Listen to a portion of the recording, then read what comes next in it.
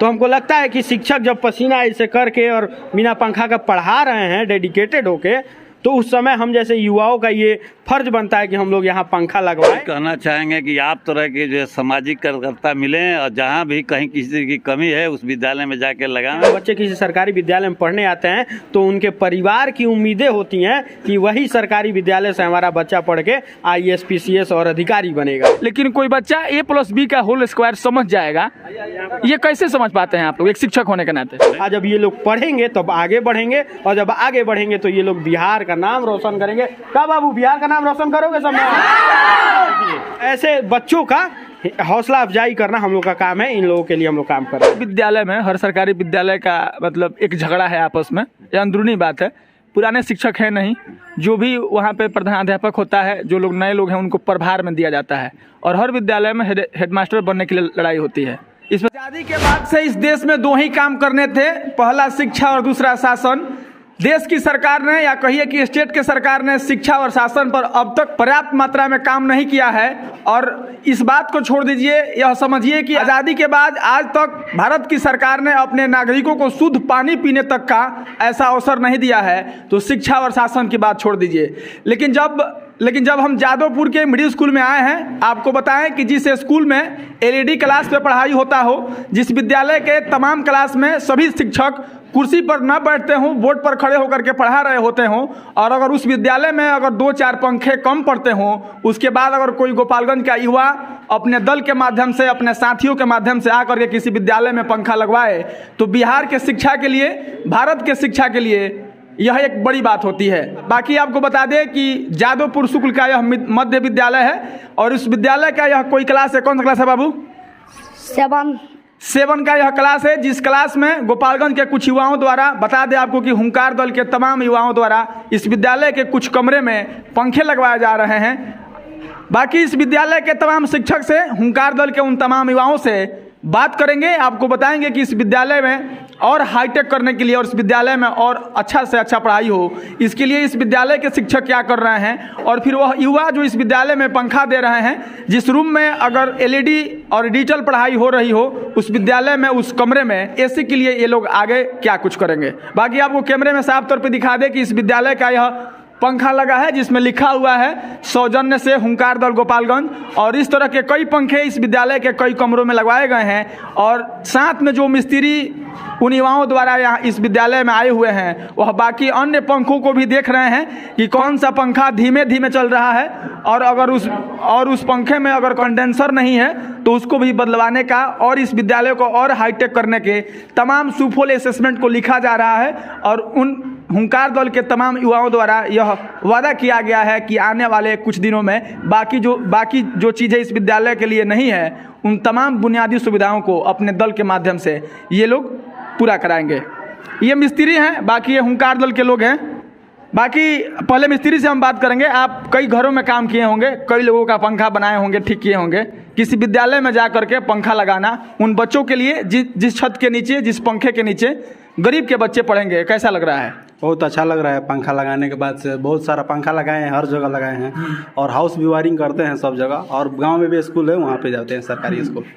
चलिए, एक मिस्त्री के लिए या कोई भी एक कारीगर के लिए उस विद्यालय के छत के नीचे पंखा लगाना, जिस विद्यालय के नीचे हर समाज के, हर वर्ग के बच्चे आके पढ़ते हों, और खास करके उस गरीब के घर के बच्चे पढ़ते हों, जो गरीब परिवार अपने बच्चों के अच्छा शिक्षा के लिए कोई प्राइवेट विद्यालय और हाईटेक विद्यालय हायर नहीं कर सकता है, उस मिस्त्री के लिए भी यह बहुत बड़ी सौभाग्य की बात होगी। जिस हुंकार दल के द्वारा इस विद्यालय में पंखा लगवाया जा रहा है, उस दल के तमाम सदस्यों से हम एक एक करके बात करेंगे।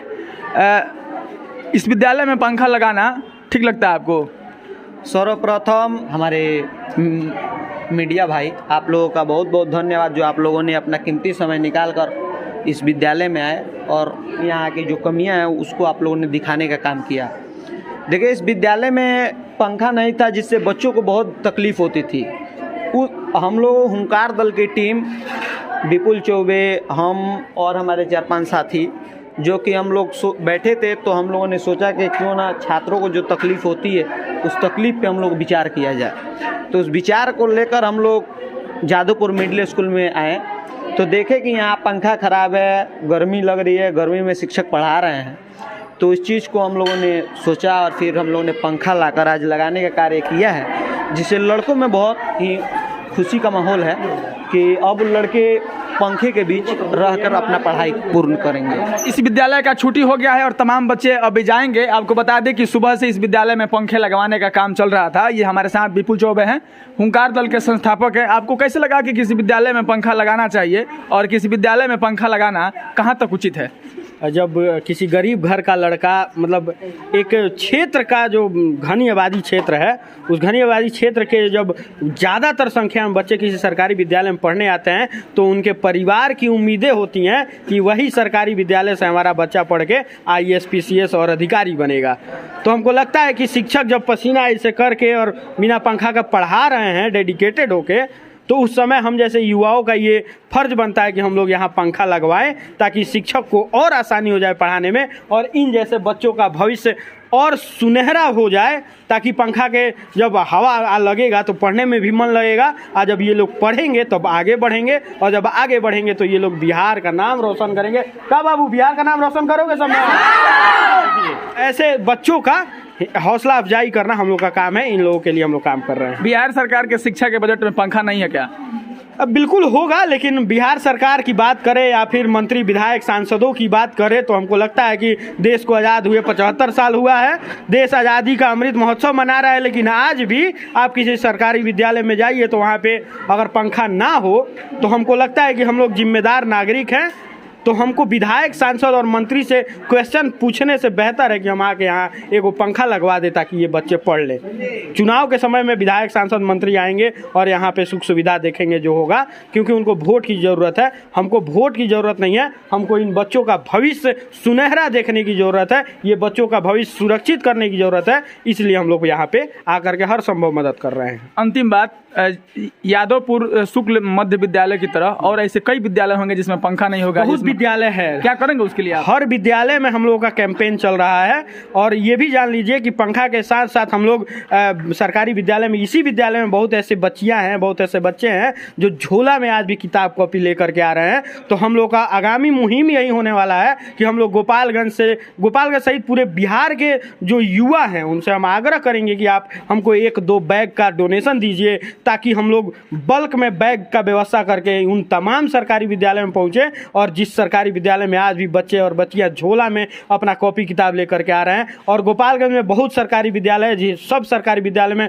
सक्षम अनुसार जितना हमारी सामर्थ्य है उसके अनुसार हम जाएंगे और जहां तक हमारा काम होगा हम वहां तक पंखा लगवाना, बैग देना, कॉपी किताब बांटना हम लोग लगातार जारी रखेंगे। चलिए धन्यवाद। इस खबर में आपको इस विद्यालय के प्रधानाध्यापक से हम बात करवाएंगे, आपको बताएंगे कि उनके विद्यालय में अगर कोई हुंकार दल का युवा आकर के पंखा लगवा रहा है तो फिर इस विद्यालय के प्रधानाध्यापक का मतलब इन बच्चों के साथ, इन युवाओं के साथ और फिर हुंकार दल के साथ क्या सहयोग है, और उनके विद्यालय में अगर पंखा लग रहा है तो यह पंखा लगना इस विद्यालय के प्रधानाध्यापक को कितना बढ़िया और कितना अच्छा लग रहा है। इसको लेकर के हम इस विद्यालय के प्रधानाध्यापक से बात करेंगे और जानेंगे कि इस विद्यालय में क्या क्या सुविधाएं हैं और यह विद्यालय और हाईटेक हो सके इसके लिए और कौन कौन सी सुविधाओं की उनको जरूरत होगी। चलिए उनसे बात करते हैं। हम पहुंच गए हैं इस विद्यालय के प्रधानाध्यापक के पास और हम जानेंगे कि इस विद्यालय के तमाम कमरों में पंखे लगे हैं और इस विद्यालय में अच्छा पढ़ाई होता है।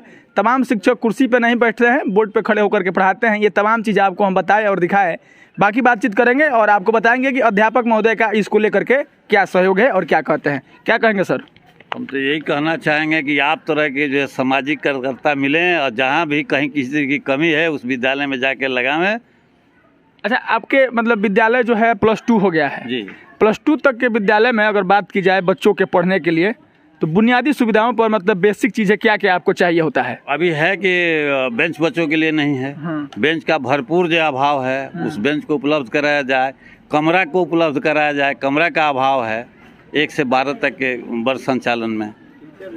अच्छा, ये शिक्षकों का अभाव है और +2 में जो है शिक्षकें नहीं, एक प्रधानाध्यापक हैं, बाकी क्लास सफ़र कर रहा है। वैसे सरकार तो मतलब बहाली निकाली हुई है, पता नहीं कब तक पूरा करेगी। वो तो हमेशा करती रहती है सरकार, जब करे तो बहाली होगी। ऐसे सीमित संसाधन में हम लोग काम कर रहे हैं। अच्छा, कोई बच्चा अगर 4 साल 5 साल का हो जाता है तो जो भी उसके शर्त नियम है कि उसको पहला क्लास या प्राइमरी विद्यालय में जाना चाहिए, लेकिन कोई बच्चा A+B का होल स्क्वायर समझ जाएगा, ये कैसे समझ पाते हैं आप लोग एक शिक्षक होने के नाते? नहीं तो A+B का होल स्क्वायर उसका तो स्टैंडर्ड है ना, वर्ग 6 में जाएगा तभी समझा पाएंगे। 4 साल का बच्चा का तो एडमिशन ही हमारे यहाँ नहीं होता है, हमारे यहाँ 6 से 14 वर्ष का होता है, और फिर वहाँ जो हाई स्कूल में 15 से लेकर के 18 साल का होता है।